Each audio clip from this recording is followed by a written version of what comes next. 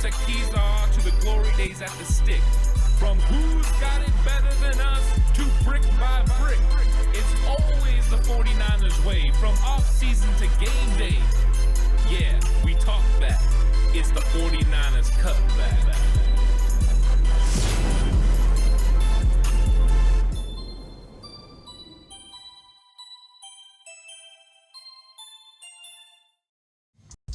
It's 49ers Cutback Podcast time. Welcome to the show. Time to talk about offensive line again and Spencer Burford and why a Pro Bowl season could be incoming for the San Francisco 49ers starting right offensive guard.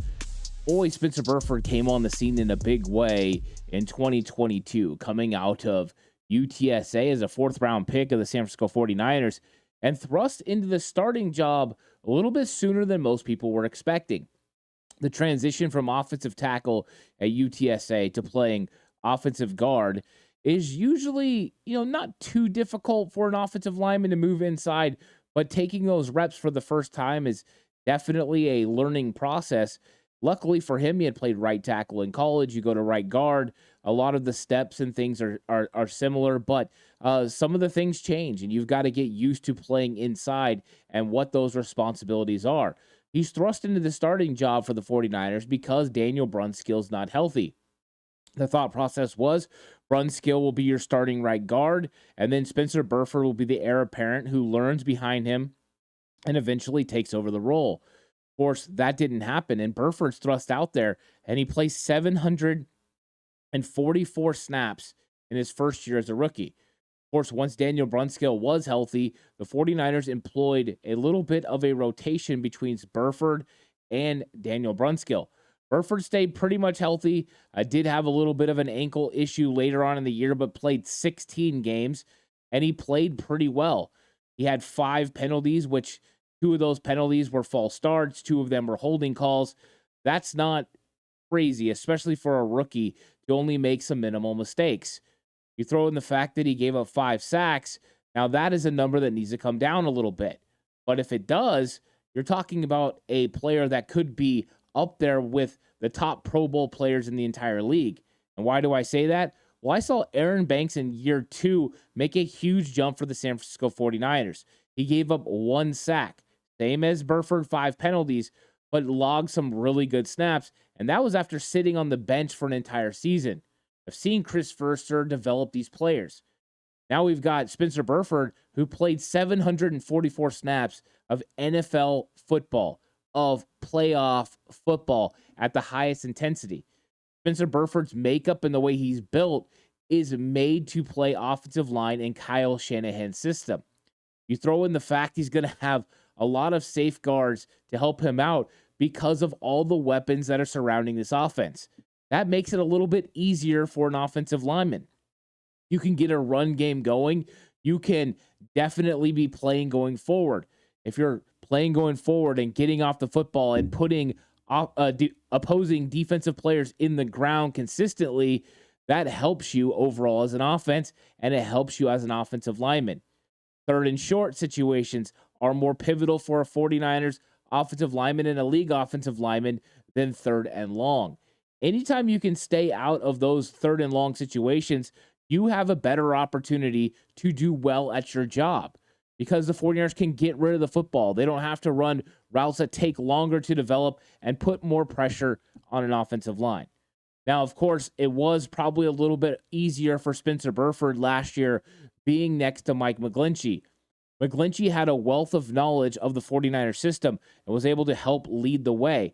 He also got to learn from Daniel Brunskill, who had been with this 49ers organization for a while and had played his exact spot. He got to watch him take reps. He got to watch him with his footwork. He got to watch the way he was able to get to second level and get his hips around. He watched how he anchored in the pass game. So this was a very good year for Spencer Burford. Not only did he get all those reps which were invaluable to his progress as an offensive lineman, but he also got to watch reps done by Daniel Brunskill against the same players that he played against. The fact that they had that rotation, when they got to film study, Chris Furster could be like, hey, look, Spencer, this is what happened and why you got beat. Now look at Dan do it and look what he did. If you emulate what Dan did, you're going to play better the next time. Hey, Spencer, look at this angle at which Daniel Brunskill used to get to the second level. Same offensive job, same defensive player. Look at his angle compared to yours. You didn't get there, so you had to take the player outside, and we had to cut in and got less yardage. But Dan was able to cut him off, and our running back was able to get outside and make a play. Those types of things are huge coaching points. And Spencer Burford, from everyone that I've ever heard talk about him, talk about how much of a sponge he is. He learns every single thing that's taught to him. He's very coachable. And then he goes out and he applies those things on the field. And what you saw from the first snap in training camp that I witnessed Spencer Burford until the NFC Championship game against the Eagles was a tremendous amount of growth for a very big, very strong, very physical, and very fast offensive lineman. You take all those characteristics and it makes for a potential Pro Bowl player in Spencer Burford. Of course, he's got to go out there and he's got to accomplish it on the field. He's got to make the blocks. He's got to have the technique. He's got to make sure he doesn't hold and he doesn't jump off sides and make dumb mistakes. But those are all things he's going to do. Year 2 is going to be better for Spencer Burford than it was in year 1. The 49ers got a nice pickup in Burford. There's a lot to like about him. He's really good in pass protection. I think those 5 sacks are going to go way down. A couple of those were just mistakes, not understanding what he was supposed to do as far as when he heard line calls. All that is going to be growth to another level. Also, hearing promising information that Spencer Burford has attacked the offseason and transformed his body even further than it already was. All these rookies hit a rookie wall when they come in that first year. They're not used to playing 17 games. And in Burford's case, he played 16 regular season and then 3 playoff games. 19 games of experience is great, but also that's tough on a body that wasn't prepared for that type of work. But now he's going to be prepared for it. You've seen Aaron Banks transform his body. Now Spencer Burford does. Imagine having Banks make the improvement he made not playing. How big of an improvement will Burford make when he's played an entire rookie season? I think it's something that's awesome for the San Francisco 49ers team. You throw in the fact Burford's really good at pulling and picking up offensive linemen or kicking them out. He does a very good job. He's technically sound. Now, are there areas, of course, that he can get better at? And when I say sound, I mean good. There's always things you can work on getting better at.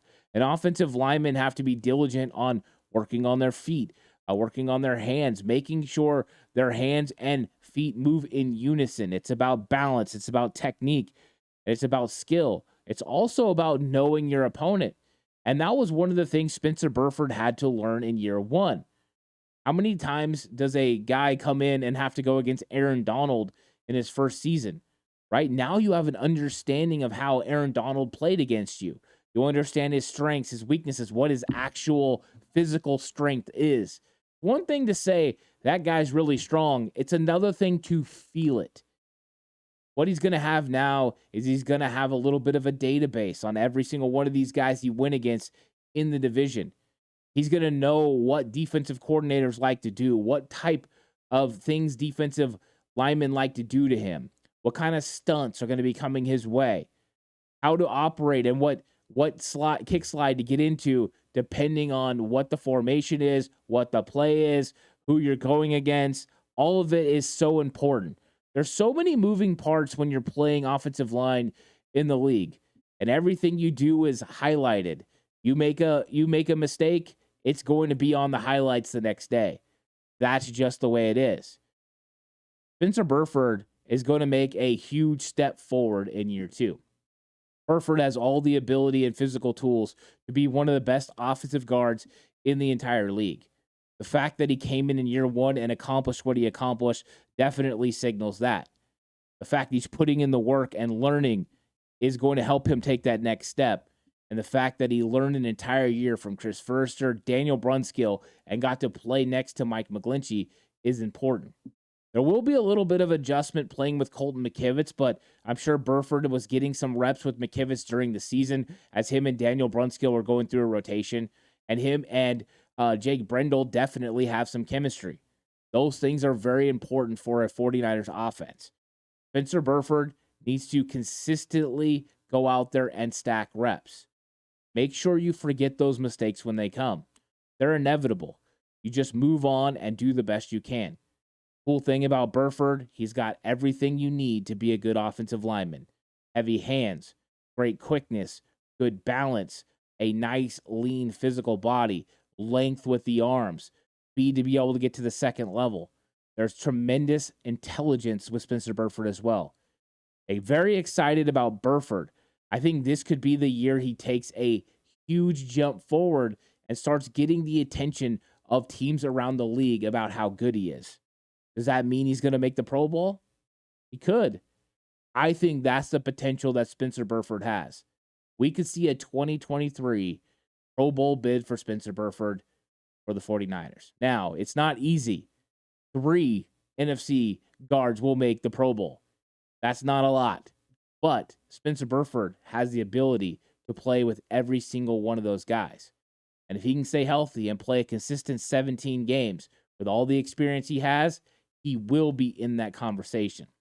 If Jake Brendel was an alternate for the NFC last year at center, Spencer Burford will be in the conversation as a Pro Bowl guard. Will Aaron Banks be in that same conversation? I think that's another topic for another day. But Spencer Burford definitely is a fun player to watch, and everyone should keep an eye on him. Run game mixed with advantageous third down situations in the pass game mean less sacks, more chances for him to go forward and block. And that's where he's the most successful, when he can use his physicality to move defenders off their spots. 49ers are going to present him with a lot of those this season, and he's going to make a lot of plays. Who knows? He just might make the Pro Bowl. Oh, man, I love the 49ers offensive line in the interior. The 49ers have been building a good offensive line, especially with Banks and Burford. Those 2 draft picks seem to be huge. It's going to be a fun year and an interesting year, on a year where everyone's going to be watching the right side of the San Francisco 49ers offensive line because of Colton McKivitz. It might be Spencer Burford that's a stabilizing force and able to outshine everyone. Excited about Burford and excited about the potential of this 49ers offense.